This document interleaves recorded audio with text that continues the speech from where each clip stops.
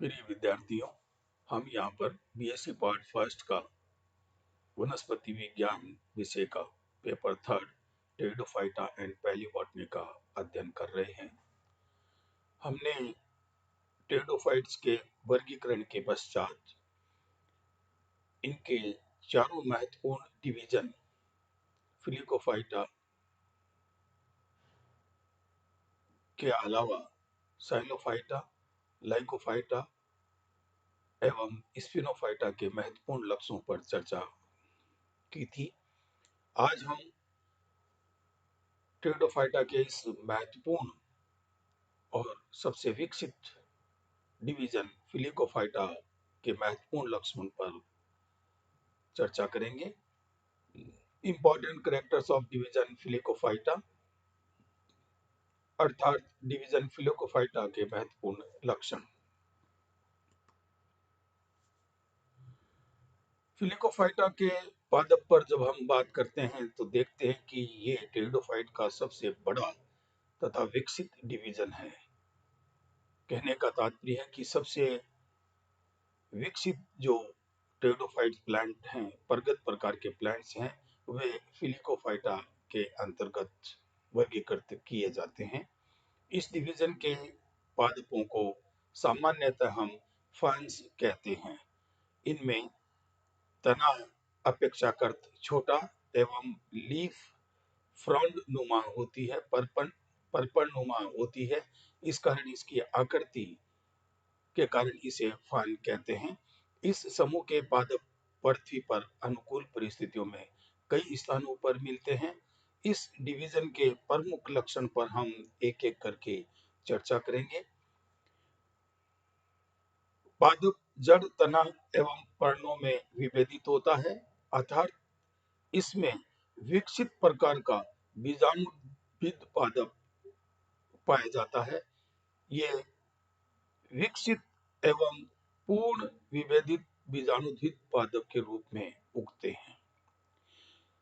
इस समूह के पादप उष्ण प्रदेशों के नम वनों में अधिकांशतः पाए जाते हैं, परंतु कुछ मरुदविदी आवासों में भी उगते हैं, जैसे एडियंटम, इमार्जिनेटम, पॉलीपोडियम, कैलिफोर्नियम,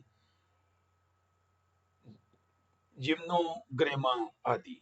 कुछ जलीय पादप हैं जिसके बारे में पहले भी चर्चा हुई थी, एजोला, साल्विनिया, मार्सिलिया आदि। कई फर्न्स अधिपादप के रूप में मिलते हैं, एपिफाइट्स के रूप में मिलते हैं, जैसे प्लियोलेप्टिस, प्लियोपेल्टिस, एस्प्लिनेमनाइडिस आदि। एक्रोस्टिकियम ऑरियम एक लवणोद्भिद फर्न है, हेलोफाइट फर्न है।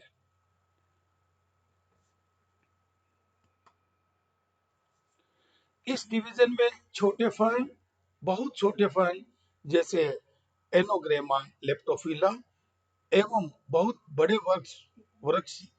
वृक्षीय फर्न जैसे एजियोप्टेरिस तक के पादप सम्मिलित किए गए हैं। बड़े फर्न गुरुपर्णीय व पिच्छाकार संयुक्त होते हैं। इन्हें पर्णांग फर्न या परपर्ण या फ्रॉन्ड कहते हैं। ओफियोग्लोसम में पत्तियां सरल प्रकार की होती है। ओफियोग्लोसम अपने आप में एक विशिष्ट प्रकार का टेरिडोफाइट है, जिसको कि फिलिकोफाइटा में वर्गीकृत किया गया है, लेकिन इनकी पत्तियां पिच्छाकार संयुक्त नहीं होकर के ये सरल प्रकार की होती है। पत्तियों के वृंत पर भूरे रंग के शल्क या रोम पाए जाते हैं।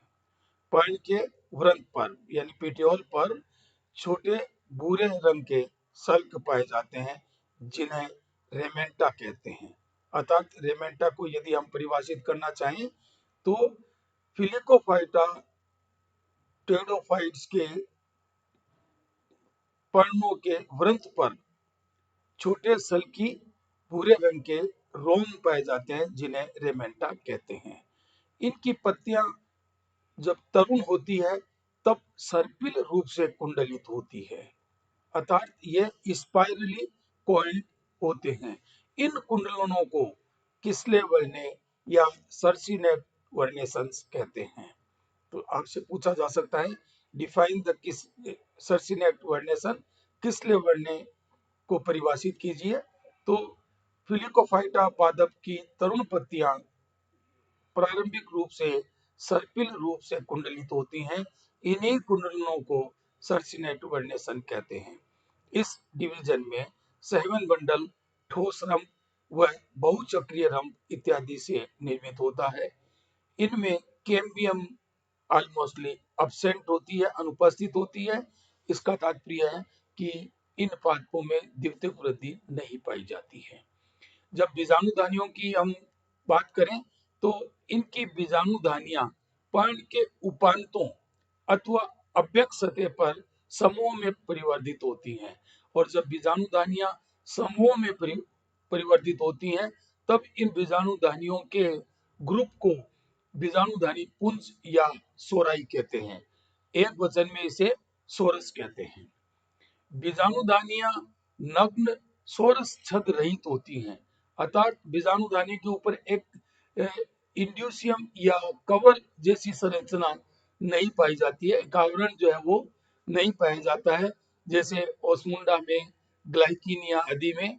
या ये पुंज सोरस छद या इंडोसियम या रक्षात्मक आवरण से ढका हुआ रहता है। अधिकांश फर्न्स में यह स्थिति मिलती है। कुछ फर्न में वास्तविक रक्षात्मक आवरण ट्रू इंडोसियम पाया जाता है, जैसे ड्रैप्टोरिस, एस्प्लेनियम आदि में, जबकि कुछ फर्न में आभासी रक्षात्मक आवरण होता है, सूडो इंडोसियम होता है, जैसे टेरिस एडियंटम आदि में। बीजाणुधानियों का प्रकार की बात करें, बीजाणुधानियां लेप्टोस्पोरेंजिएट या यूस्पोरेंजिएट प्रकार की होती है। लेप्टोस्पोरेंजिएट और यूस्पोरेंजिएट प्रकार के जो परिवर्तन है उसको हम पूर्व में अध्ययन कर चुके हैं। लेप्टोस्पोरेंजिएट का तात्पर्य है कि जब बीजाणुधानी का परिवर्तन एक आरंभिक कोशिका से होता है तब इस परिवर्तन को हम लेप्टोस्पोरेंजिएट प्रकार का कहते हैं। और ये मार्सिलिया एडियंटम आदि में पाया जाता है। यदि बीजाणुधानी का परिवर्तन आरंभिक कोशिकाओं के समूह से होता है तब इस परिवर्तन को यूस्पोरेंजिएट प्रकार का परिवर्तन कहते हैं, जैसा कि ओफियोग्लोसम, मेरिटिया आदि में मिलता है। लेप्टोस्पोरेंजिएट जो परिवर्तन है वह परगत वंशों में तथा यूस्पोरेंजिएट प्रकार का परिवर्तन आद्य प्रकार के वंशों में मिलता है। अधिकांश फर्न समबीजाणुविक होते हैं, किंतु कुछ फर्न विषम बीजाणुविक भी पाए जाते हैं, जैसे मार्सिलिया, साल्विनिया, एजोला। और यहाँ पर यह विशेष बात देखते हैं कि जो जलीय फर्न्स हैं, मार्सिलिया, साल्विनिया, एजोला, ये विषम बीजाणुविक पाए जाते हैं। फर्नों में युग्मकोद्भिद प्रोथैलस कहलाता है, जो कि हरा एवं स्वपोषित ऑटोट्रॉपिक होता है। इनमें भूमणु बहुकशाभिकी मल्टीफ्लैजिलेटेड होते हैं। कुछ आद्य वंशों में युग्मन से भ्रूण बनते समय निलंबक भी बनता है, सस्पेंसर भी बनता है, जो भोजन को भ्रूण के लिए अवशोषित करने का कार्य करता है। फिलिकोफाइटा को आगे 4 वर्ग में विभाजित किया जाता है। वर्ग 1 या क्लास 1 प्राइमोफिलिकोप्सिडा। स्टार लगने का तात्पर्य कि ये फोसिली करते हैं, फोसिल के रूप में ही पाया जाता है। क्लास 2 यूस्पोरेंजियोप्सिडा। क्लास 3 प्रोटोलेप्टोस्पोरेंजियोप्सिडा और क्लास 4 लेप्टोस्पोरेंजियोप्सिडा। हम एक एक करके इन क्लास के मुख्य लक्षणों का भी अध्ययन करेंगे तथा इनका आगे किस प्रकार से वर्गीकरण करते हैं ये भी देखेंगे। क्लास प्राइमोफिलिकोप्सिडा, इस वर्ग का अभ्युदय डिवोनियन काल में हुआ और ये पादप पर्मियन काल में विलुप्त हो गए। इस वर्ग के सभी पादप विलुप्त हो चुके हैं। इस वर्ग के पादपों के मुख्य लक्षण इस प्रकार से मिलते हैं। अधिकांश पादप छोटे एवं क्षैतिज तने वाले होते थे। पर्णों तथा तने में सुस्पष्ट अंतर नहीं होता था। इनमें बीजाणुधानियां शीर्षस्थ टर्मिनल होती थी।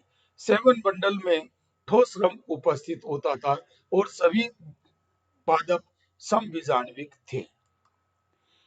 इनको यानी प्राइमोफिलिकॉप्सिडा क्लास को 4 गणों में विभाजित किया जाता है। ऑर्डर 1 प्रोटोप्टेरिडेल्स, जिसका कि उदाहरण है प्रोटोप्टेरिडियम। ऑर्डर 2 सिनोप्टेरिडेल्स, जिसका कि उदाहरण है स्टेरोप्टेरिस और बोट्रियोप्टेरिस। ऑर्डर 3 क्लेडोजाइलेस, जिसका उदाहरण है क्लेडोजाइलोन।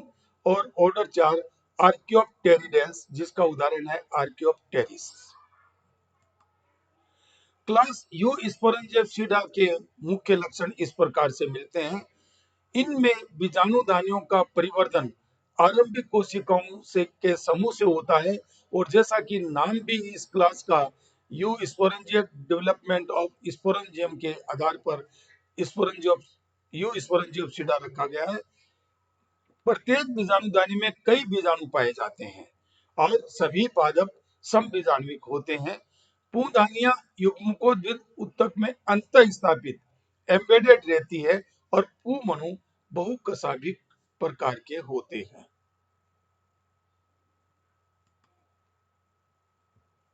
यू स्पोरेंजियोप्सिडा को 2 गणों में विभाजित किया जाता है। ऑर्डर ओफियोग्लोसेल्स, जिसके की उदाहरण है ओफियोग्लोसम, बोट्रिकियम आदि। ऑर्डर मेरेटियल्स, जिसके की उदाहरण है मेरेटिया, क्रिस्टेंसिया आदि।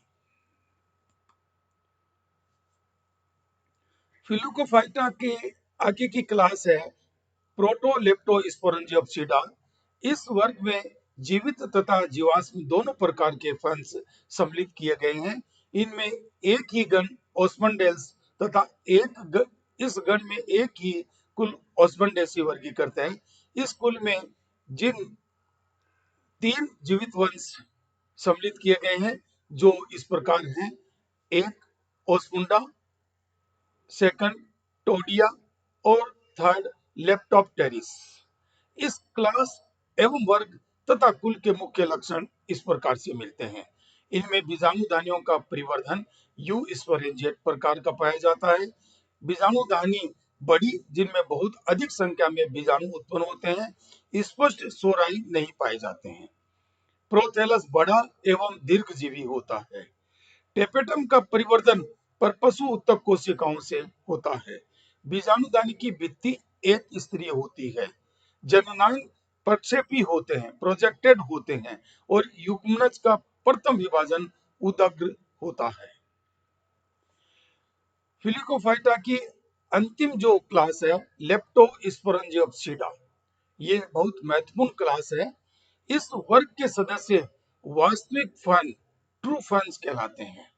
ये जीवित संवहनी क्रिप्टोगेम्स का सबसे बड़ा एवं विकसित क्लास वर्ग है। इसमें 300 वंश एवं 9000 जातियां सम्मिलित की गई हैं।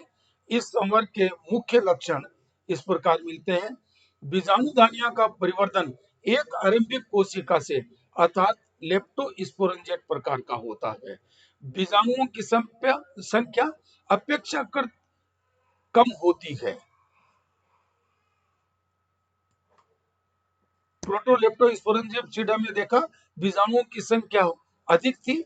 यहाँ लेप्टोस्पोरेंजियोप्सिडा में देखते हैं कि बीजाणुओं की संख्या अपेक्षाकृत कम होती है। अधिकांश पादप प्लांट समबीजाणुविक होते हैं, किंतु जलीय फल विषम बीजाणुविक भी होते हैं।